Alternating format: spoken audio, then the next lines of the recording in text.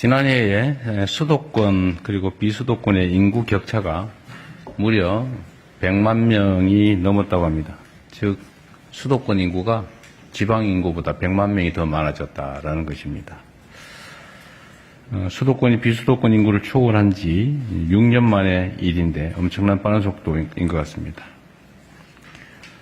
전 국토의 12%에 불과한 수도권이 인구와 자원을 이것처럼 소용돌이처럼 빨아들이는 일극체제는 더 방치할 수도 없고 또 방치해서도 안 되는 상황입니다.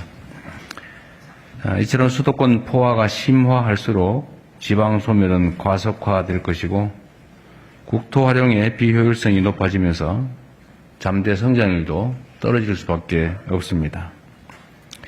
이미 한계에 도달한 수도권 중심 성장에서 지방 주도 성장으로 대전환하는 것, 또 이를 통한 국토 공간의 균형적인 이용은 경제의 성장판을 다시 열고 지속 가능한 국가 발전의 토대를 쌓는 가장 확실한 길입니다. 망국적인 부동산 문제의 근본적 해결도 수도권 일극체제 타파에 달려 있습니다. 지방주도 성장으로의 대전환을 위해서는 무엇보다 재정 영역, 또 세제, 금융, 조달 등 국가 행정 전반에 걸쳐서 지방 우대, 또 지방 우선 정책을 제도화해야 합니다.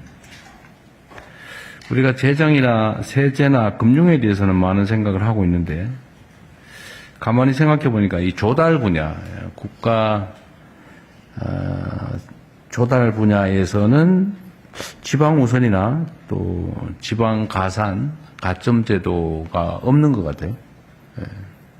이것도 좀 각별히 챙겨주시기 바랍니다. 다 아시겠지만 수도권에서 생산된 물품과 비수도권에서 생산된 물품의 효용 가치나 효율이 똑같다.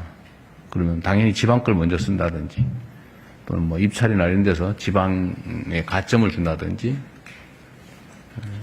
똑같은 조건이면 지방 거를 쓴다든지 그런 것도 좀 준비해서 시행하면 좋겠습니다. 수도권에서 몰수록 더 두텁게 또 더 과감하게 지원한다는 대원칙을 바탕으로 교통 등 인프라 정비에 속도를 내고 또 공공기관 이전 준비도 서둘러야 되겠습니다. 특히 기업들의 지방 투자를 대대적으로 활성화할 수 있도록 파격적인 인센티브 체계를 마련해서 신속하게 추진해 주면 좋겠습니다. 제가 오늘 청와대 식당에 가서 밥을 먹다가 얼핏 생각이 났는데 공공기관을 지방으로 이전하게 되면 그 이전하는 공공기관에는 구내식당 만들지 말고 바깥에서 먹게 하는 대신에 우리 직원들한테 차라리 밥값을 지원을 해주는 게 낫지 않을까 싶습니다.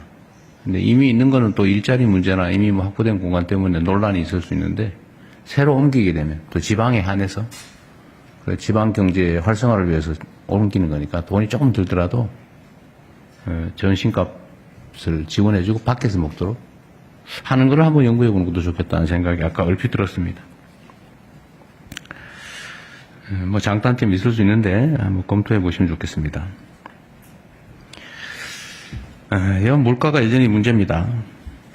지난달에 소비자 물가 상승률이 5개월 만에 최저치인 2%가 됐다고 합니다. 5개월 만에 가장 낮다고 하네요.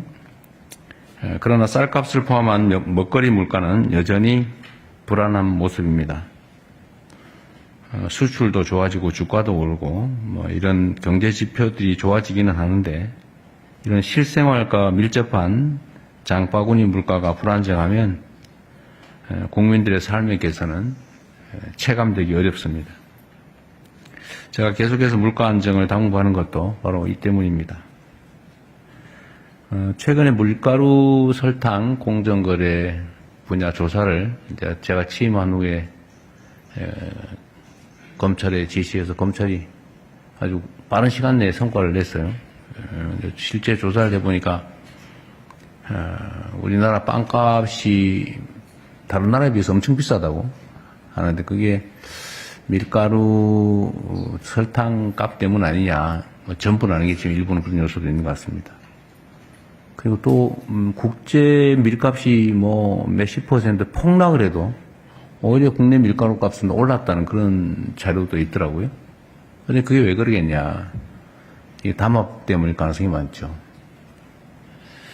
그래서 이게 지금 독과점 상황을 악용해가지고 우리 국민들에게 고물가를 강요하는 이런 현장의 문제는 국가 공권력을 총동원해서 반드시 시정하기를 바랍니다. 뭐 공정거래비든 경찰이든 검찰이든 또 행정부서도 마찬가지입니다. 그 국가 시스템을 이용해가지고 국가 구성원 모두에게 피해를 입히면서 혼자 잘 살면 좋겠습니까? 뭐 그런 얘기도 있는데 혼자 잘 사니까 좋습니까? 뭐 그런 거 있잖아요. 충청도식으로 언제 한번 해보세요. 괜찮이요? 얼마 전에 생리대 얘기도 한번 해보니까 뭐 조금씩 물가가 생리대 가격도 내려가는 것 같더라고요. 새로운 제품도 나오고. 그 얼마든지 할 수 있는데 안 한 거죠, 이때까지. 근데 이게 그 몇 가지 요소뿐만이 아니라 전부 다 그렇습니다. 뭐 과일도 그런 것 같고, 농산물도 유통 구조가 좀 이상하고, 축산물도 아니 소값은 폭락을 하는데 고기값은 안 떨어진다고? 대체 왜 그러냐? 다 이 국가 시스템의 문제죠. 어쨌든 가능하면 이 물가는 물론 이제 각 부처가 독자적인 업무들이 다 있긴 한데 좀 이게 특정 기간 집중적으로 이 물가 문제를 좀 관리할 태스크포스를 한번 만들어 보면 어떨까? 그것도 한번 검토해 보십시오. 좀 단기적으로 뭔가 좀 지금까지 안 쓰는 새로운 방법들을 좀 발굴해 내야 될 것 같아요. 공정거래위에서 검토하고 있다고는 저번에 국무회에서 얘기는 들었는데 어쨌든 이때까지 담합에서 가격을 이렇게 올렸으면 가격을 내려야지.